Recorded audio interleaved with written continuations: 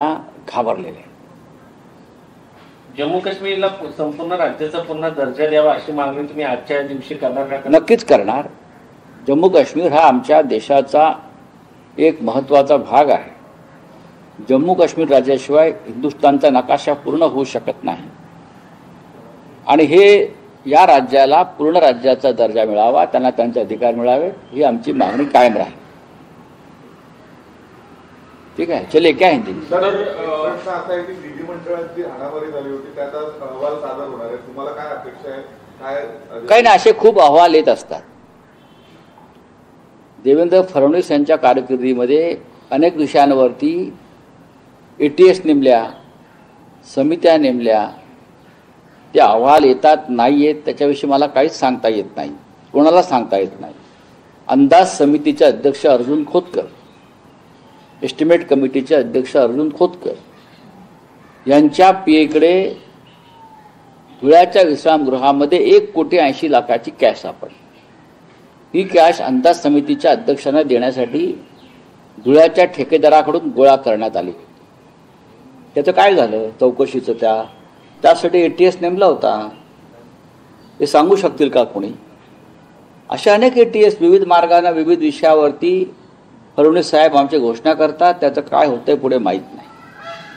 आज महाराष्ट्रामध्ये त्यांचा एकच उद्योग आहे की विरोधी पक्षाच्या कार्यकर्त्यांवरती खोटे गुन्हे दाखल करायचे, पोलिसांना त्या संदर्भात दबावाखाली आणायचे आणि आमच्या कार्यकर्त्यांवरती खोटे गुन्हे टाकून त्यांच्यावरती तडीपाऱ्या लावायच्या आणि आपले मग पक्षाचे भाजपच्या कार्यकर्त्यांना मोकळं रान द्यायचं.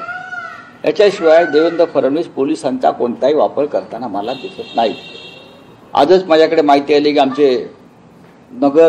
अहिल्यानगरचे आमचे प्रमुख कार्यकर्ते, युवा सेनेचे प्रमुख, नाही अनिल राठोड जे आमचे आमदार होते 5 वेळा, त्यांचे चिरंजीव विक्रम राठोड यांच्यावरती सुद्धा अशा प्रकारचे खोटे गुन्हे दाखल करून त्यांच्यावरती कारवाई केली. त्यांचा संबंध काय, त्यांचा गुन्हा काय? पण कार्यकर्त्यांवरती, राजकीय कार्यकर्त्यांवरती, खास करून शिवसेनेच्या कार्यकर्त्यांवरती अशा प्रकारचे खोटे गुन्हे दाखल करून त्यांना शहरातून बाहेर जायला दहशत निर्माण करतात. अहिल्यानगरमध्ये मला आजच प्रकरण माझ्यासमोर आलेलं आहे. आमच्या अनिल राठोडांचे चिरंजीव ज्यांनी अहिल्यानगरमध्ये हिंदुत्वासाठी मोठं काम केलं. आज त्यांचा स्मृतिदिन आहे राठोडांचा 5वा, आणि त्यांच्या चिरंजीवाला अहिल्यानगरमध्ये येण्यास बंदी आहे कारण त्यांच्यावरती खोटे गुन्हे दाखल केले पोलिसांनी. हे फडणवीस यांच्या पोलिसांचं काम आहे. याच्या आधी आमचे तिकडले शहर प्रमुख किरण काळे यांच्यावरती बलात्काराचा खोटा गुन्हा दाखल केला. आजही इतर जिल्ह्यामध्ये काँग्रेस, राष्ट्रवादी काँग्रेसच्या लोकांवरती खोटे गुन्हे दाखल केले जात आहेत. देवेंद्र फडणवीस यांना गृह खातं यासाठीच हवंय का? सांगावं. हेच काम असेल तर पुढे येणारी सरकार सुद्धा अशा पद्धतीने काम करतील.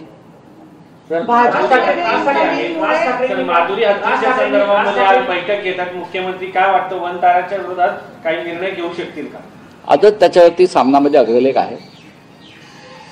जी माधुरी हत्तीण आहे तिच्यासाठी कोल्हापूरकर रस्त्यावर उतरले, रडले. ही चांगली गोष्ट आहे, ही भूतदया चांगली आहे आणि त्या संदर्भात सर्वोच्च न्यायालयाचा एक निर्णय आहे आणि त्या निर्णयानुसार त्या माधुरी हत्तीणीला वनतारामध्ये नेलं आहे. तिला उपचाराची गरज आहे असं सांगण्यात आलं. आता हा निर्णय सर्वोच्च न्यायालय घेऊ शकेल. मुख्यमंत्र्यांनी बैठक घ्यावी, लोकभावनांचा आदर करावा, पण एका हत्तीणीसाठी जनता रस्त्यावर येते आणि जी जनता जिने भाजपला मतदान केलं,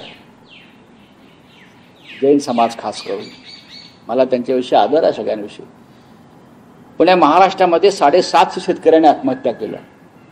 त्यांच्यासाठी कोणी अश्रू ढाळायला तयार नाही. या महाराष्ट्रामध्ये बेरोजगारी वाढली आहे, बेरोजगार तरुण आत्महत्या करतायत, त्यांच्यासाठी कोणाला खंत वाटत नाही. पण अचानक सगळे लोक रस्त्यावरती उतरलेत. माझ्या त्या लढ्याला आमच्या शुभेच्छा शिवसेनेला आम्ही सामनामध्ये म्हटलंय. जर लोकभावनेचा आदर करून नांदणी मठातली हत्तीण जर कोल्हापूरला परत आली पूर्ण बरी होईल तर आम्ही स्वागतच करू. काल राज ठाकरेंनी पदाधिकाऱ्यांना सूचना केलेल्या आहेत, युतीचा निर्णय माझ्यावरती सोडा, युती कधी करायचं ठरवून, पण पालिकेत आपलं 100% सरकार येणार अशा पद्धतीने त्यांनी विश्वास व्यक्त केला. माननीय उद्धव ठाकरे आणि माननीय राज ठाकरे हे एकत्र आल्यामुळे मुंबई, ठाणे, कल्याण, डोंबिवली, नवी मुंबई, पुणे, नाशिकसह संभाजीनगर अशा अनेक महानगरपालिकांमध्ये आम्ही नक्कीच बहुमत प्राप्त करू, हा आत्मविश्वास आमच्या कार्यकर्त्यांना नक्की आलेला आहे. एकत्र लढणार आहेत का स्थानिक स्वराज्य संस्थांच्या नक्की. निवडणुकी दोन्ही ठाकरेच मिळून? बघा, ह्याच्यावरती आता दोन्ही ठाकरे येऊन चर्चा करतील. उद्या एक ठाकरे इथे येत आहेत, तुम्हाला परवा 11 वाजता भेटणार आहेत. ते 7 तारखेला सकाळी 11 वाजता तुम्हाला भेटणार आहेत सगळ्यांना. तेव्हा तुम्ही त्यांच्याशी याच्या विषयावर चर्चा करा आधी. राज ठाकरे इंडिया आघाडीत येतील?